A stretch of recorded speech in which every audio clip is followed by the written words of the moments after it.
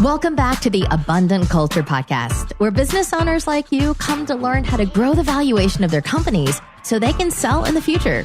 On this show, you'll learn how to sell for top dollar and invest in profitable businesses around the country. Now, here are your hosts, Jazz and Joe.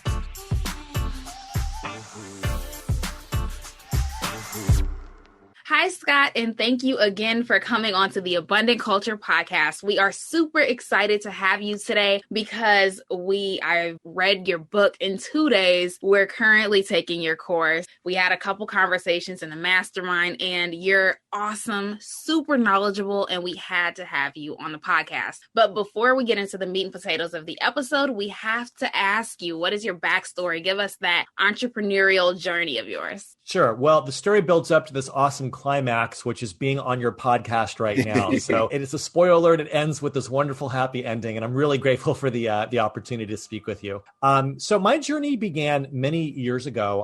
I was supposed to be a filmmaker, and I got into graduate film school at New York University, and things were great for a semester. And then I was diagnosed with cancer. So it really was not part of the plan at all. And so I had immediately drop out of school and spent about a year in treatment. And one of the things they taught us in film school is to always pay attention to the human experiences around you, to what they call the human condition, how people think and how they communicate and how they deal with their emotions. Because if you can capture that on film, it'll make your stories more authentic. So it made me curious during chemotherapy, because I'd be there in this room with all these people seated in a circle, getting their IV medications. And what I noticed is we're all here in similar circumstances, and some people were really miserable and suffering through it, while other people were laughing and enjoying themselves. And some of the people who were enjoying themselves were dying, but on those days they were living, and had nothing to do with their prognosis. It was about the way they were reacting to the same circumstances as other people. So the curious film student in me asked a question, which years later I would ask again in the franchise world, which is, why is it in similar circumstances people get such different results? So I was very successful with that experience. It was very, heavy with chemotherapy and radiation, all my hair falling out and all that, but I was able to beat it. And just as I was ending my treatment, a friend of mine was putting on a leadership conference and invited me to be the keynote speaker and talk about my experience and how it applies to leadership. Well, that went very well. And I started getting more invitations to speak. And before I knew it, I became a full-time traveling motivational speaker, talking to people about resilience and overcoming adversity. Well, my content started changing. I got more into peak performance and leadership, and I'm doing well and I'm traveling, but it always bothered me that I really hadn't had much business experience. And here I am talking to business people about leadership. So I decided to rectify that by investing in a business. And I like franchise businesses because, like chemotherapy, you have all these people doing the same thing, but getting different results. So I decided to buy my first of what would be 2 edible arrangements franchises as a laboratory, as a place to try out these concepts and to see what works. And obviously, I wanted to make money, but more importantly, I wanted to learn. I figured if I could understand the concepts, what it really takes to run a successful business, well, not only can I apply it to mine, but more importantly, I could teach that information to other people, which for me, I always thought was the opportunity. So we had our struggles, we made our mistakes, but we got better and better and always asked these bigger questions. And we ended up our first location we built up. It became the top location in California out of more than 100 locations. Then a few years later, we took another location that was struggling. We bought it, turned it around, and made it profitable within a year. Well, then I started getting invitations to speak to franchise systems, other franchise systems, to talk about franchise success to their franchisees. And I started doing something which I still do to this day. I interviewed as many of those business owners as possible. And you start to hear the same things. You hear the same complaints. When you talk to the best business leaders among them, you start to hear some of the same mindsets and the same habits. You see what they all have in common. And that led to me writing a book. And today I focus full time on helping business owners and a lot of franchise business owners replicate the tactics and the mindset of top people so that they can get the same results. So that's the primary thing that I do today. I help business leaders take their businesses to the next level by replicating the tactics and the mindsets of people who are already thriving. That's awesome. And that's an amazing story. I somehow didn't know about the cancer part of it. And I think that's something I think every business owner can learn from that, because business is so much of it is centered around resilience. And it's almost guaranteed that you're going to have really, really hard times. And I think the people who are the most successful are the ones who continue to grow and stick it out even through through all those difficult, really moments. I think you're right. And, I've heard a lot of overcoming adversity speakers over the years. And for me, the best among them, they spend a little less time talking about the specifics of their adversity. And instead, they're able to pull out the general concepts that are applicable for all forms of adversity. So whether your problem is a physical illness or money problems or the pandemic, the point is it's circumstances for which you're not planned, for perhaps you don't feel equipped, and emotionally, it really takes a toll on you. So the questions we need to be asking aren't just, how do I solve this specific problem, but how do I cope? How do I make sure that I keep a clear head? How do I make sure I take advantage of the resources around me? And most importantly, how do I find the opportunity in this? Which is a hard question to ask when you're in the middle of something that's scary, that is terrifying. I think for many people, this horrible pandemic is going to launch them to incredible heights because it's going to present opportunities they weren't expecting, or it's going to force them to change. And those changes are going to ultimately have the biggest payoffs. So I think that you're right, that you're going to run a business, you're going to have problems. So being resilient and being able to find the opportunities is really the key to longevity. Absolutely. And I really love that we're kind of talking about this point right now, because while I was reading the book, I could just hear that sense of like resilience and almost calmness throughout like the pages of the book, because, the wealthy franchisee, they have like this mindset that not everyone has. And I guess you could kind of think of it as more optimistic, but it's not just being optimistic. And you also talked about in the book how if there's a problem, then it's your fault. And I really, really like that point, because at first that kind of sounds terrible. Like, man, everything is all my fault. But then you kind of turned it around, just as it seems like you do with everything, into a more positive outlook. Yeah. And, what I mean by that, and I hope I articulate this in the book, is when I tell people that to consider that maybe it's your fault, it's not because I want people to feel blamed and get down on themselves. It's because I want people to feel empowered. Yeah. But if you always start from the place of, okay,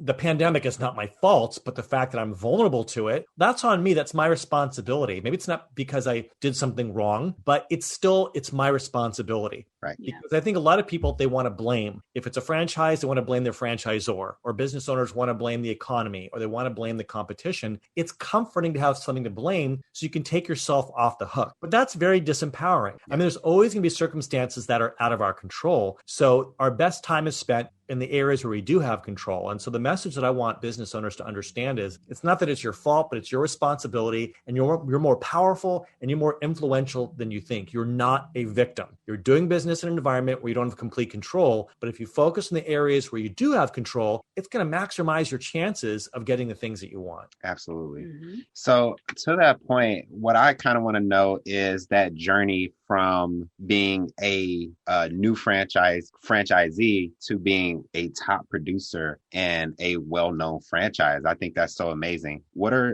Tell us what that journey was like, and what are some of the challenges that came up that were unexpected for you that you had to eventually overcome? Sure. And so I want to clarify about my success with edible arrangements. I think that with any investment, you're looking at your return based off of what you put into it. And that's going to be a combination of money, and it's going to be a combination of time. And so for me, the goal from the very beginning was to be able to work that business part-time, to still be able to be a speaker and a consultant, but then to also have this additional stream of revenue and, of course, stream of information. So there were many franchisees nationally who are ranked higher than I was. So it's not like people looked at me and said, wow, you have the higher sales than anyone. Within California, we did extremely well with that first location. Every week we'd get rankings, and typically we'd rank in the top 5, and often I was number 1. But nationally, it's not like I was the number 1 franchisee in the system. But if you look at how much revenue and how much profit I did relative to the hours I put in, I'm sure that we were able to rank quite high. And that was really what it was all about. As you guys know from reading the book, the way I define wealthy is that, you're making good money, but you're also in control of your time and that you have quality of life. And so for me, having all 3 of those things simultaneously was much more important than just maximizing revenue, but not having any time and not having quality of life. So I think that is important. If you own a small business and you might be looking to sell, you could run into some major issues. Forbes estimates that 9 out of 10 businesses listed never actually sell. Why? Because there's only one way to sell. You need to do these 4 steps first. So if you want to be a part of the 10% of businesses that sell for profits, we've created a free checklist for you so you can sell without those hurdles that normally hold you back. Download the free checklist by visiting www.abundantculture.co/checklist. Jasmine, I think your question was about, or was it Joseph who asked me? You guys are such a great team. Yeah. Sometimes I can't even tell the difference. Yeah, I think it was me that asked you. Okay, good. You're like one solid mind, which is fantastic. A lot of practice. About that journey, was it from starting off to where I got? Yeah. Okay, so I want to be very clear. It was slow. It was painful. It was a series of mistakes, and it was not easy. What helped was that I was able to take a step back and always ask those bigger questions to come from the place of curiosity. That curiosity got me through the tough years, just like it got me through chemotherapy. But it doesn't mean that chemotherapy or those first years in business were pleasant. They were very difficult, but we didn't just endure it. The goal was to always to learn from it. So what can we do differently? How can we change? How can we improve? And so it was always asking those questions really helped. And what I avoided, and I still avoid it to this day, is drawing blanket conclusions. If sales aren't good, rather than concluding I'm a failure, the business is bad, it's not working, I try not to draw broad conclusions and say, right now, I'm not getting the result that I want. So how can I change? How can I pivot? What can we do differently? And let's just keep through a process of trial and error. Let's just keep at it until we figure out what it's going to take to be successful. So it was a lot of experimentation, a lot of mistakes, a lot of frustration, but a lot of breakthroughs and a lot of learning. So what it wasn't was just staying busy. What it wasn't was just working hard. It was still asking a lot of questions and always learning. And that's what helped us learn, I think, probably a bit more quickly compared to other people who are just trying to make as much money as possible and pay the bills and stay busy. And you also draw this line between being busy and productive. I think that's something that's always very interesting to me, just because I come from a very hardworking family, but there are times where we weren't very productive, even though we were working very, very hard. So when I got older, I always wondered, how is this guy able to work just a regular work week and make 10 times more than, somebody who is working 80 hours a week? So could you kind of explain the difference between, being busy as a franchisee and being productive? And I guess what duties should you focus on in order to be productive and not necessarily busy? Great question. I believe that busyness is the enemy of leadership and service. I think that people mistake activity for productivity. And as you said, they're simply not the same thing. Busyness is emotionally satisfying. It makes you feel like you're productive. It makes you feel like you're important. It makes you feel like you're putting in the sweat. But ultimately, the payoffs we get, it's not for the hours we put in or how much we sweat. It's for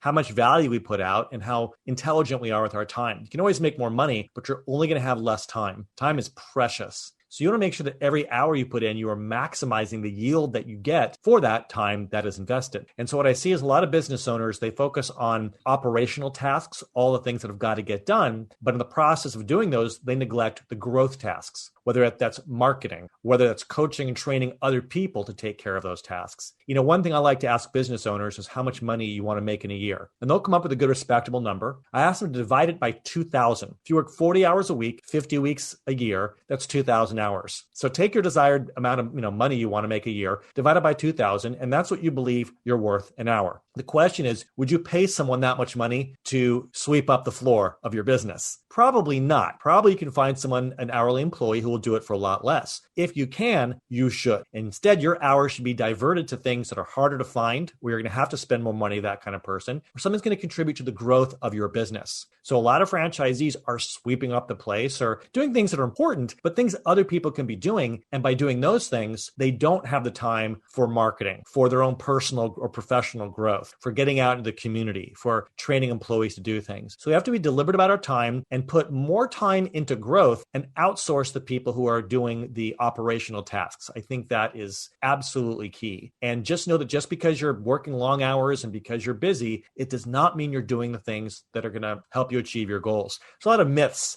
about what I call wealthy franchisees. And one of the biggest ones is that they're slaves to the business. In my book, I interviewed people who own scores of locations, but they only have 24 hours in a day. They all started off with just one, but they work smart. And in the process, by working smart, by knowing what to do, and more importantly, what not to do, what to outsource to other people, they get to go to their daughter's volleyball game and to their son's basketball game, and they get to go out to dinner, and they get to take vacations. They get to have a life because they really respect their own time. So it's something that we really want to pay a lot of attention to. Don't just assume because you're in motion that you're making progress. I really love how you articulated that now and in the book, because as I was reading that, I was like thinking to myself, man, we have not been doing enough. Like, we don't have enough growth tasks, like, especially when we go to visit, like, our coffee shop is a franchise. So when we go to visit the coffee shop, I find myself like washing dishes to try to be helpful, and Joe like sweeps the floors and stuff. But instead of doing like those busy tasks, we should be talking to customers as they're coming up or going and asking for reviews like we were talking to you about. And I remember there was like one time where I had to work a shift because all like the employee called off and they just said they weren't coming. Nobody else could come in. So I had to come in, and I had a couple of customers, and I was, I guess, overwhelmed because I don't really remember the recipes because I don't work here every day. So after the customer left, I realized, man, I didn't try to upsell them. I didn't try to like engage them more. I was so focused on getting the transaction and trying to figure out the recipe of the drink that I couldn't even interact with them as owner. I was interacting with them as like just a regular employee, and that I didn't really know how to articulate that until I read your book about the growth in the busyness task. Yeah, I remember in the beginning, I thought I really need to know every aspect of my business and to be able to do it. And nobody should be able to make arrangements better than me. Nobody should be able to do the cleaning procedures because I'm the owner and I have to inspire them. And I will tell you, there are a lot of people, CEOs of companies and franchises, who still have that belief, and that's fine. But my concern is those business owners who they take up their time doing that and they don't focus on the bigger things. I do think it's a good idea once in a while to go ahead and pick up the broom, not just because the floor needs to be swept up, but it might inspire your employees. Maybe you're showing them the right way. Or really, sometimes there's circumstances where someone's just got to do it and there is no one else. And that's part of business ownership. So I don't want you to feel guilty if those moments come up. You just want to make sure that they're not coming up so much that they're preventing you from investing your time in the things that will have the biggest payoffs. But again, there's the ideal world of which I speak, and then there's the real world. In the real world, sometimes you got to pick up the broom.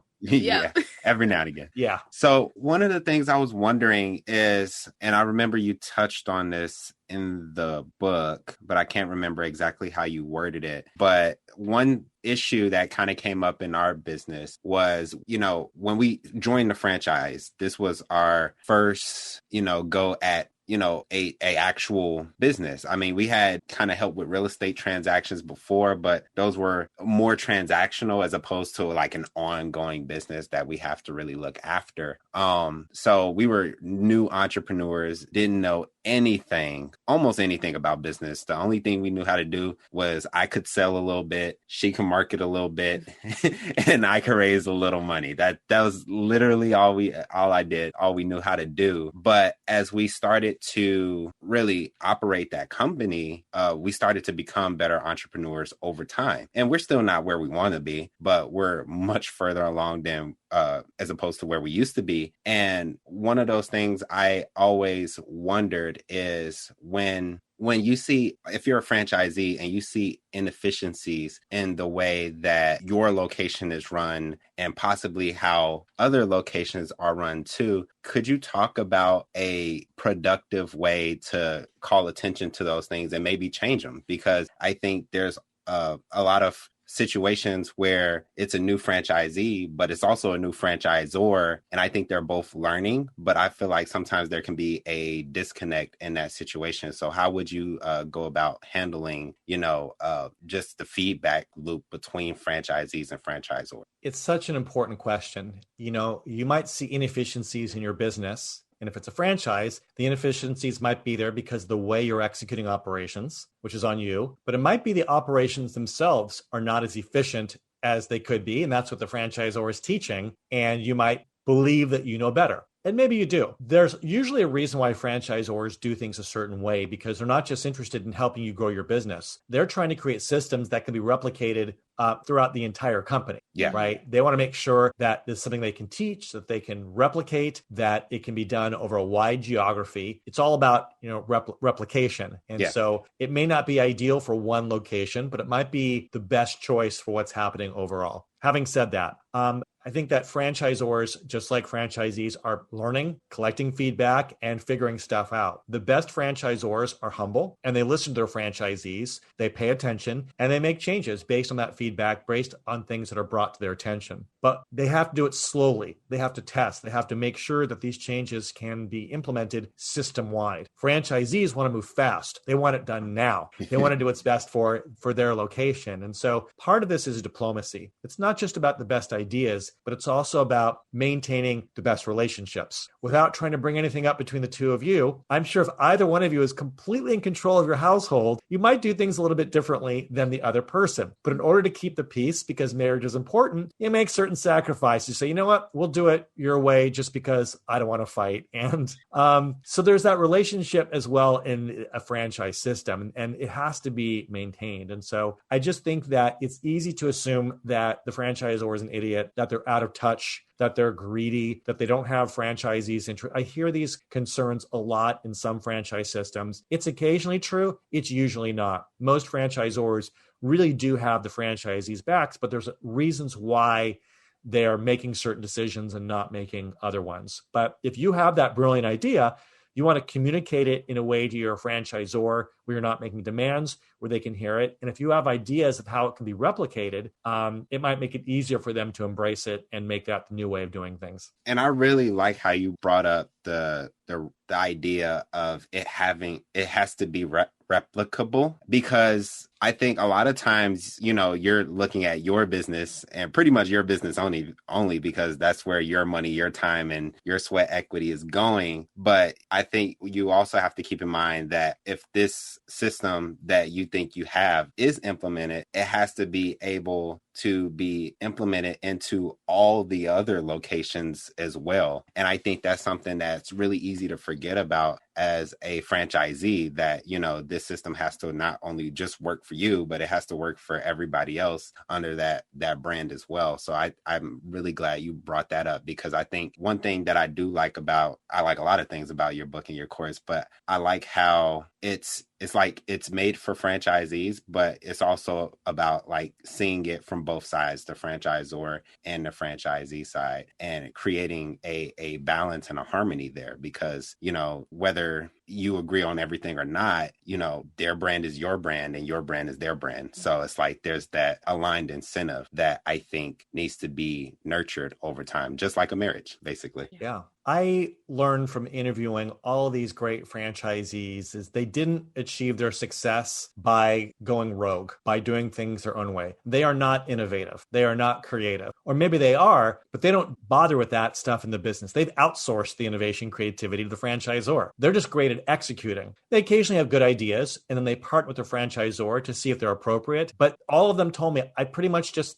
execute the system. They stick to the proven system. A big reason to get into franchising is to avoid risk. Well, As soon as you deviate from the system, you're now exposing yourself to the very risk that you paid to avoid. And so I haven't met anybody who really is thriving in franchising because they're doing things their own way. That's a good point. Mm-hmm. And I really like the quote that you just said about the risk with the franchise. I highlighted that multiple times in the book, not only for our sake, but for, whenever we start a franchise, for our franchisees' sake as well. I thought that was brilliant. Yeah. And I have to give some credit to Tim Davis, who's the president of the UPS store. I sat with him and he talked a lot about that. And he says, there's like this dichotomy, these franchisees are best franchisees. Part of what makes them great is they're scrappy and they want to work hard and their minds are going quick, but then they have to kind of rein in that desire to innovate. And he was really, really emphasizing a lot about, you want to mitigate risk. So I do have to give him some credit for that. But I think that it's just such an important thing. The whole reason to buy a a franchise is so you don't have to think. Just execute. Execute. Let them do the thinking. They're not always right, but they're usually going to be right. They'll probably be right more often than you because they have more data points. Yeah. Right. Absolutely. So just fail with them some of the time and you'll succeed with them so much more of the time. It's just a better bet. And the nice thing about a franchise is that if it's a really good brand, and part of the brand is that it's consistency in all locations, that's going to add resale value to your particular business. With me at Edible Arrangements, when I sold them, people just didn't want my stores. They wanted edible arrangement stores in general because it's just a well-known, solid brand. And so you want to contribute to that brand, even just selfishly, so that when the time comes for you to sell, that people know what it is and that it's strong. It'll add more value to your business. Yeah. And on that note, could you tell us about kind of the process and how it felt to actually sell your business? Because I feel like that's such a rare thing to be able to say among business owners and entrepreneurs, to be able to say, oh, I sold one of my locations or I sold one of my businesses. And we're all about, selling and investing in businesses here. So could you tell us about your experience just selling your business? It was a highly emotional experience for me, and maybe more so than other people. I mean, everyone puts their money and their time and their heart and their soul in their business. But for me, the relationships were really big. After struggling to put together a good team, when I finally figured out how to assemble an expert team of employees and how to build them into a true unit, we were like a family. My average employee had been with me, 5 years at that point. And so for me to have to say to them, hey, I'm going to sell this business, it was really hard to do that. I mean, I raised these babies, these stores, and now I was going to be putting them in someone else's hands. And that meant a lot of change for me, as well. So, it was emotional. Interestingly, I haven't missed the physical stores. I've not been back. I've been driven by, but I haven't been inside either one of them. I don't miss the physical stores, but I do miss my team members. And most of them I'm still in touch with, the people who were with me there at the end. They had been with me for years. A year after I left, I don't think any of them were still working there, which I feel bad about. They all seem to have moved on to other things, but it was sad that family kind of eventually had to split up. It was just a different environment after I left. I'm not saying it was worse, but it wasn't, it was different, just not the same culture. And that says a lot about your leadership. If you have employees that stay on for 5 years, we're not at that point yet. And I really hope that we do get to that point because our turnover is about a year to a year and a half, but 5 years is great. Well, I would tell you, if you look at a lot of quick service restaurants, usually the turnover rate or churn rate is about 100%, meaning that if you look at all the people who work for you a year later, none of them will be there. That's how it is in most quick service restaurants. And there are some reasons that are out of your control. For a lot of people, it's their first job. It might just be an hourly thing they're doing on the side. But I think a lot of it is that most people don't know how to manage these kinds of employees. They don't know how to appeal to their soul, to their inside, and how to motivate them, how to inspire them. And, I hear people say the same thing. They're lazy, they're entitled, they just want to be on their cell phones the whole time, and guess what? We're not the first generation to complain about kids these days. Right? People complain, they said the same thing about us. Okay. At one point, our grandparents were applying for jobs and the generation of our great grandparents, like, boy, kids these days, they want to get in their horseless buggies and drive around, it's all the same stuff, but there's some universal concepts that are timeless, that transcend culture, that are really about understanding how people really tick. And if you're willing to put in the initial groundwork to, understand what it takes to find the right people and then to coach them to greatness and then to keep them great, you put in that time up front, it's going to save you a lot of time on the back end because you're not dealing with problems and you're not having to replace them as much. I spent a ton of time dealing with that. And you guys know from the book, the subject of your personnel and your team, that is the only topic to which I devote 2 chapters because it's that important. But boy, once you get that down, it makes all the difference in the world in your business. Absolutely. So could you kind of tell our audience basically if they're a franchisee and they want to learn more about, the process of becoming a better franchisee, can you tell them where can they get the book? And also, can you shed a little bit more light on the course? Because I feel like we've been hinting at it the whole time. And I just want to make sure that like people know there's a book, there's a course, here's where you get it. And here's why you might want to make that purchase, because it's something. And I'll just say this to my audience. I have been the biggest supporter and skeptic of franchises, depending on when you talk to me. It's just like certain days, it's like, yeah, everybody should have at least one. And then other days where it's like, don't do it. I don't care who you are. What's your situation? Don't. But I realized from the material that you put out that almost all of the negative that might come along with the franchise are things that you as a franchisee can influence. So I do want to let my audience know that, I think that if you're not necessarily in business and you want to get into business, I think franchises are amazing. I wouldn't be where I am without the one that I have. But I also think that don't just hop in without any other outside help, because I wish I would have, knew about you and what you're doing like years ago. We had this book like 3 years ago. Yeah, we would have probably been making. So could you tell them a little bit how to find the book and also where to get the course and all of that good stuff? Sure. Well, I'm a huge proponent of the franchise business model because not all of us have an idea for a business, and you don't need an idea. Use someone else's idea and then just replicate it. And it's really not for a lot of money. Most of the cost of opening a franchise, it's not what you're paying the franchisor. It's to build a business itself. It's money you'd be spending anyway. Yeah. So, you pay, a one-time flat fee for your franchise fee, and you pay some small royalty. I think the average is 6%. That's nothing in order to have access to ongoing support. It's great. It's great value there. So I'm a huge proponent, but I think a lot of people don't appreciate how valuable their business is and good it is because they're not running it to the best of their ability. How do you know how good your business is? How do you know how good any tool is unless you know how to use it, unless you're maximizing what it is that you bring to it? So you might be standing in a gold mine, but if you don't know how to mine for gold, it doesn't make sense to you to say, yeah, this gold mine's a disaster. There's no gold here. Yeah, right. Well, no, you just don't know how to mine it. And I think that's the case with most franchises. And so my mission is to help people become the best franchisees possible so they can make as much money from their franchise businesses as possible. So the tools that I offer are all about achieving that. So the book is called The Wealthy Franchisee, Game-Changing Steps to Becoming a Thriving Franchise Superstar. And it is available wherever books are sold. I think most people probably go to Amazon, but if you have other websites you want to go to or other bookstores you want to go to, it usually can be found. I think about a month and a half ago, since the pandemic, it was my first time going into a bookstore. It was a Barnes & Noble here in Los Angeles. And I actually found my own book on the shelves, which was the coolest thing. I took a picture and then I moved the book to a more prominent place on that shelf. I have to admit that too. But so the book is available wherever books are sold. But when I wrote it, I had a lot of people coming to me saying, this is great, but I could use your help and I want more. And so based on that, I created the Wealthy Franchisee Business Breakthrough Program. The book is all this information. It's all the stuff that you can learn to help you grow your business. I wanted to create something where it's actually the least amount you need to know to maximize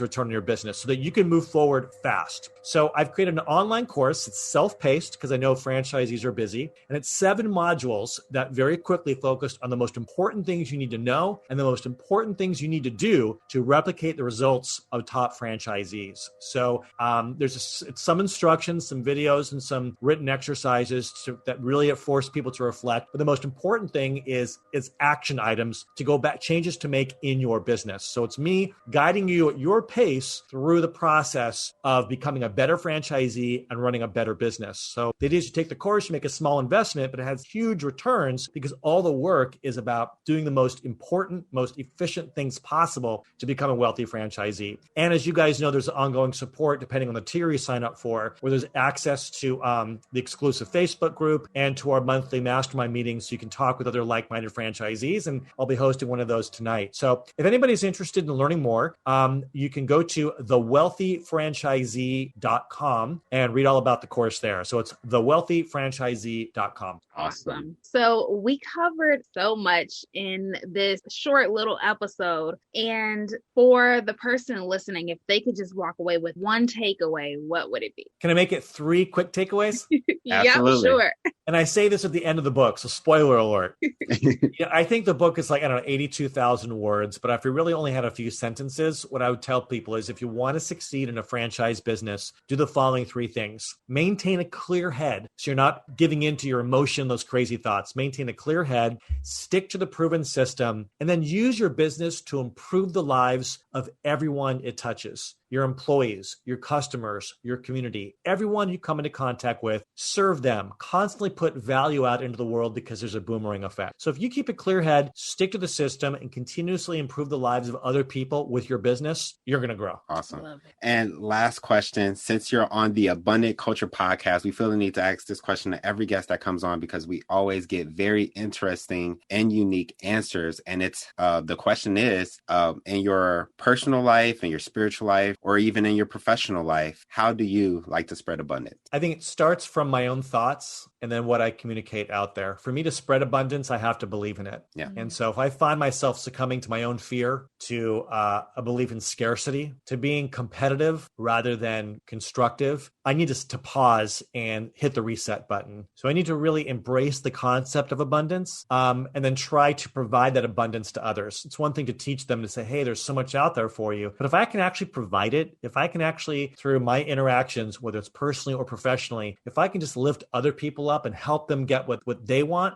I believe that's going to help me get what I want. So I think too often we think in terms of abundance of there's plenty out there for me. I think we need to think in terms of, hey, there's abundance in me to improve the lives of others. So I want to spread the abundance. I want to be a source of it. Understanding that even if you only care about yourself, it's still the best way to take care of yourself by being a source of abundance for others. I love that. Yeah, I do love that. And I like how you say, even if you only care about yourself, it's still the best way to take care of yourself. That's actually something I said before. I was putting it into one of my employee trainings. Is like the best way to take care of yourself is to actually take care of the customer, in my opinion. So I'm glad that if you want to get what you want, help other people get what they want. Mm-hmm. For sure. So just so people remember, if they want to get into contact with you, what was that information one more time? I'll give you 2 places you can go. I mean, I'm all over social media. I'm not hard to find, but my main website is scottgreenberg.com, B-E-R-G. With all my content, that just gives you a sort of a broad perspective of what I do. But if you want to learn more about the ways in which I can help you grow your franchise business and guide you through the process of making more money, being in control of your time, and improving quality of life, go to thewealthyfranchisee.com.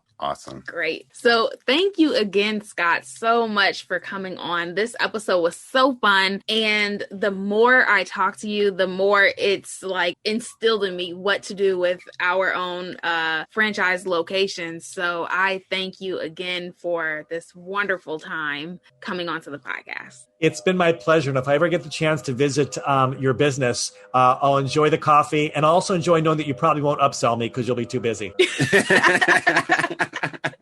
Perfect. We'll change that. I hope so.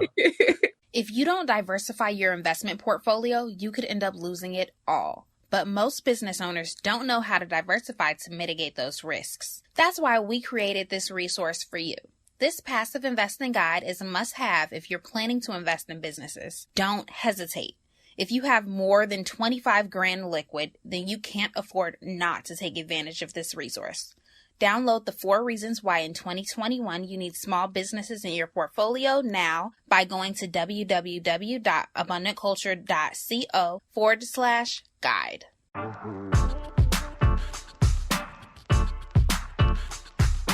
Thank you for listening to the Abundant Culture Podcast with Jazz and Joe.